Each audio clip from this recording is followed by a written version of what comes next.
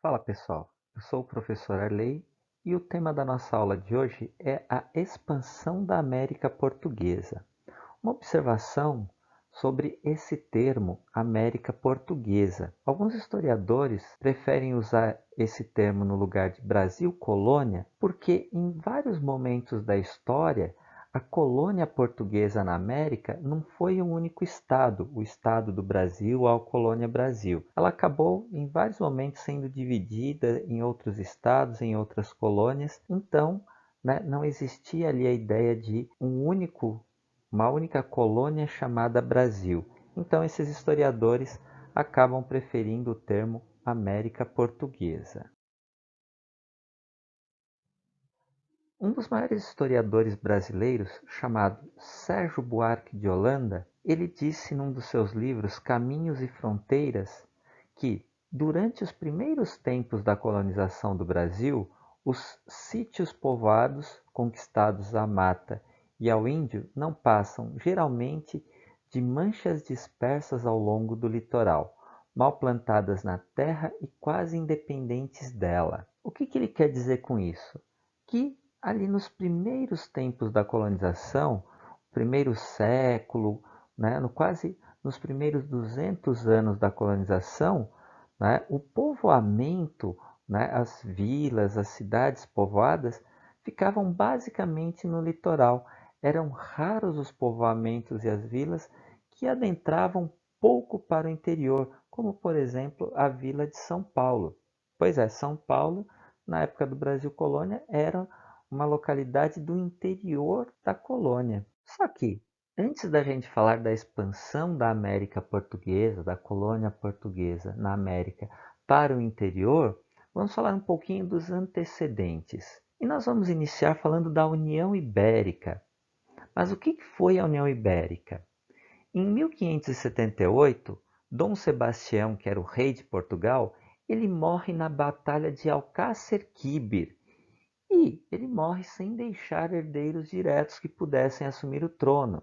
Ele não tinha filhos e não tinha irmãos que pudessem assumir o trono. Isso são os herdeiros diretos. Então, o trono de Portugal vai para o seu tio-avô, que era o cardeal Dom Henrique. Só que temos uma treta. Ele já era idoso e ele governa por apenas 2 anos, morrendo em 1580. Só que, por motivos óbvios, porque ele era um membro do clero, não podia constituir família, ele não tinha também herdeiros diretos. E a morte do cardeal Dom Henrique vai gerar uma crise na sucessão do trono português, com vários nobres, não apenas portugueses, mas também de toda a Europa, afinal, todos os nobres europeus nesse momento tinham alguma relação de parentesco, vão se candidatar ao trono português. Só que quem sai vencedor nesta batalha é o meu querido amigo Felipe II, que por coincidência já era rei da Espanha. Então ele, mesmo sendo rei da Espanha, ele também assume o trono português. Só que uma observação: Portugal não passa a ser parte da Espanha, né? Nesse momento, um rei ele podia ter quantas coroas, governar quantos países ele tivesse direito, né? E a a coroa de Portugal era apenas mais um dos domínios que ele tinha. Ele era rei de Portugal, rei da Espanha, ele já era rei da Espanha, passa a ser rei de Portugal e era ali monarca de outros domínios também na Europa. Só que, com Filipe II assumindo o trono da Espanha, temos algo muito interessante para entendermos o porquê a colônia portuguesa vai se expandir para o interior. O Tratado de Tordesilhas deixa de ter efeito prático. Vocês devem se lembrar, o Tratado de Tordesilhas que dividiu ali as possessões na América entre portugueses e espanhóis. Agora o rei tanto de Portugal quanto da Espanha é o mesmo.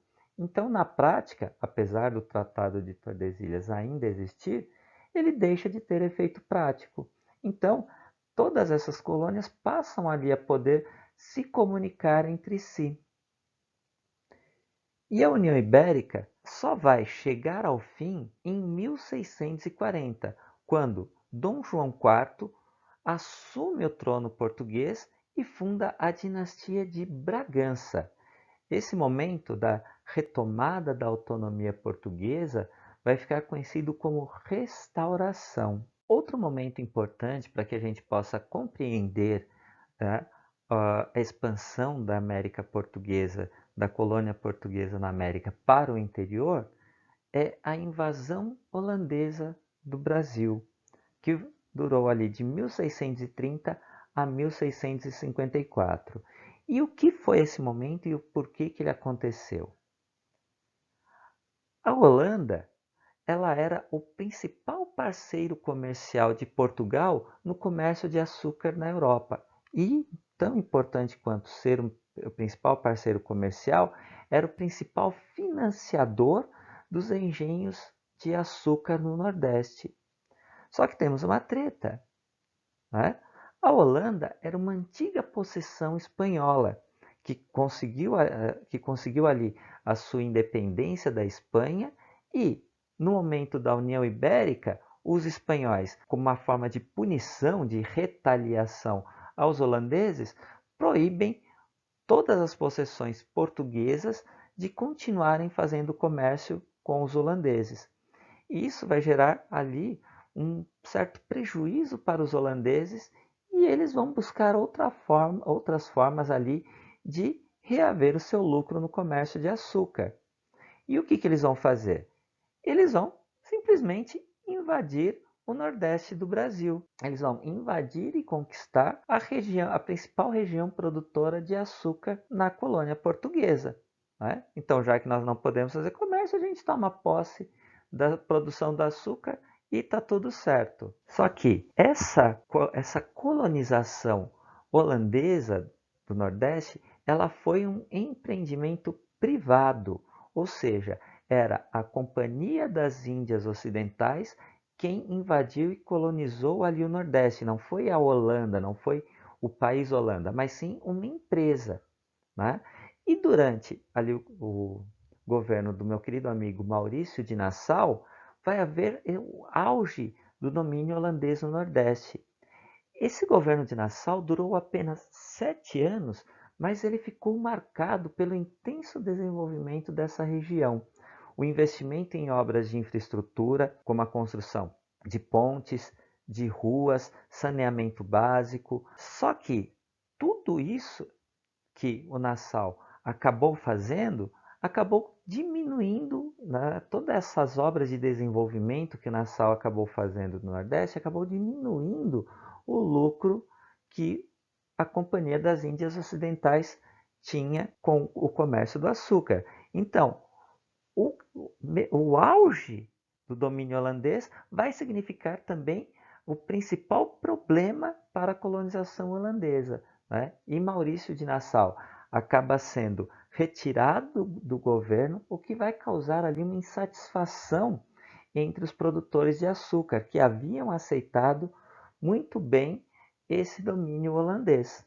E aí vai começar a causar uma crise, né, no domínio holandês no Nordeste, a ponto de os holandeses serem expulsos definitivamente do Brasil em 1564.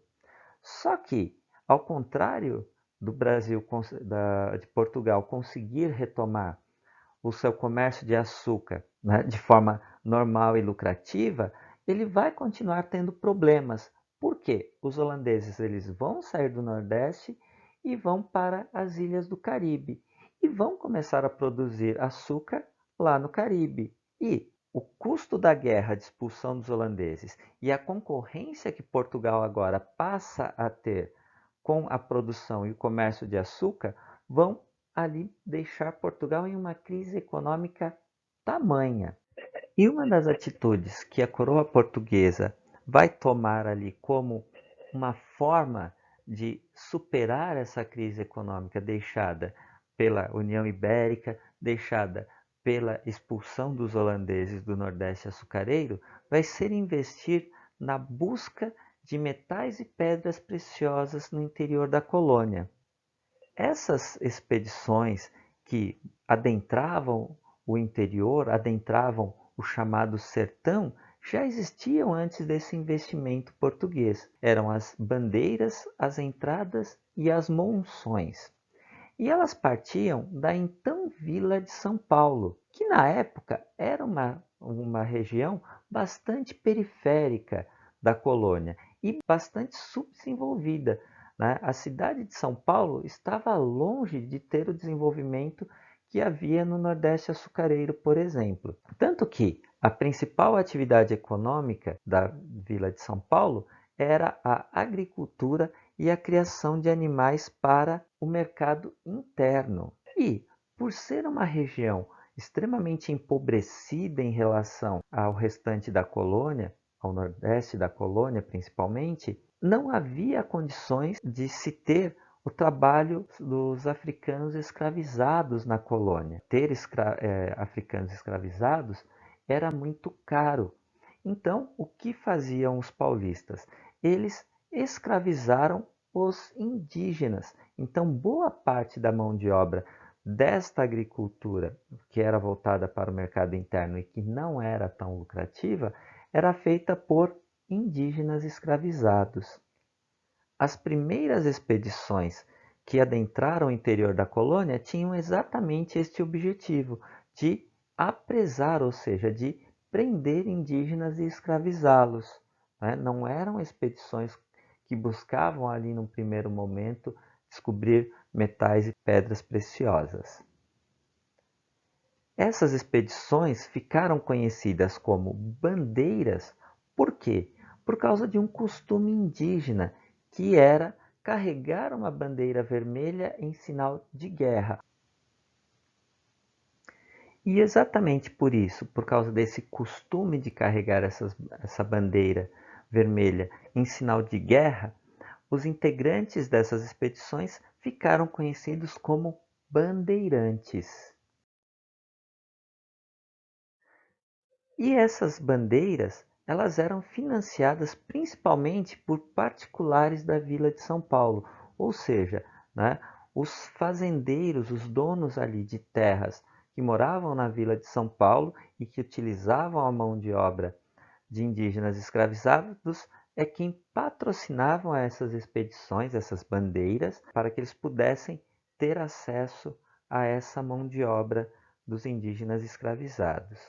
Mas também haviam depois, principalmente com o interesse da colônia, da coroa, em encontrar metais e pedras preciosos, a coroa também começou a financiar essas expedições. Só que as expedições que eram financiadas pela coroa, pelo governo português, ficaram conhecidas como entradas.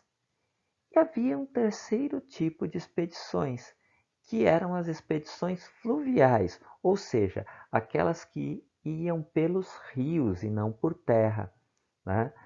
E essas expedições também partiam da Vila de São Paulo e seguiam o interior adentro pelo rio Tietê, rumo ao interior, ao rio Paraná, ao rio Paraguai, né? Chegando muitas vezes até o Pantanal ou até a Amazônia, através ali dos rios.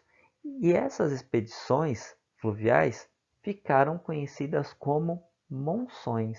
É interessante notar que, ao longo do caminho das bandeiras, foram surgindo povoamentos que inicialmente serviam como pouso de tropas, pouso dessas expedições e como abastecimento das bandeiras. Né? Então, esses povoados que foram surgindo com o objetivo ali de criar um local onde os bandeirantes pudessem abastecer a sua expedição e principalmente descansar, foram dando origem a vilas, e muitas das cidades atuais do Brasil tiveram a origem nesses pequenos povoados que surgiram como pouso de tropas das expedições dos bandeirantes. E por último, também é importante a gente notar que os paulistas, os bandeirantes, eles assimilaram diversos costumes e conhecimentos dos indígenas, que ajudaram, né, que facilitaram a vida deles ao longo dessas expedições. Afinal, os indígenas já conheciam e já estavam acostumados com esse terreno. Então, mais do que, vamos dizer assim, um certo respeito, Era uma forma de esperteza desses bandeirantes assimilar esses conhecimentos para que pudesse se tornar cada vez mais fácil adentrar sertão adentro, adentrar o interior da colônia. E entre esses costumes, né, está, por exemplo, se movimentar na mata, localizar água e plantas que pudessem ser comestíveis. Parte da alimentação dos indígenas, como fazer alimentos à base da farinha de milho e de mandioca, também vem dos indígenas. Eles passaram inclusive a utilizar o arco e a flecha no lugar da arma de fogo, das armas de fogo. Por quê? Porque a pólvora molhada ela falhava com certa frequência, né? E as armas de fogo eram feitas de metal que constantemente enferrujavam. E temos que notar, né, que eles estavam mata dentro, né, uma região de muita umidade. Então, muitas vezes, as armas de fogo de nada serviam, ao contrário do arco e da flecha que não tinham esse problema. Então, eles se aproveitaram desses costumes dos indígenas para facilitar a sua vida, né? E também eles utilizavam os desenhos que os indígenas tinham dos rios e dos afluentes, né, dos principais rios, e dos caminhos que os indígenas já utilizavam há séculos. Ou seja, né, eles se utilizavam, vamos dizer assim, dos mapas que os próprios índios faziam. As bandeiras trouxeram aí uma assimilação e, de uma certa forma, até uma perpetuação de vários dos costumes indígenas e uma apropriação desses costumes indígenas para a nossa cultura atual, inclusive. Beleza, pessoal?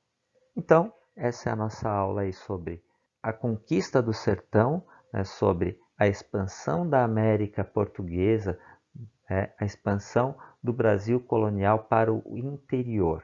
Então, para vocês, um grande abraço, boa Páscoa e bom fim de semana. Ah, e feliz Ano Novo!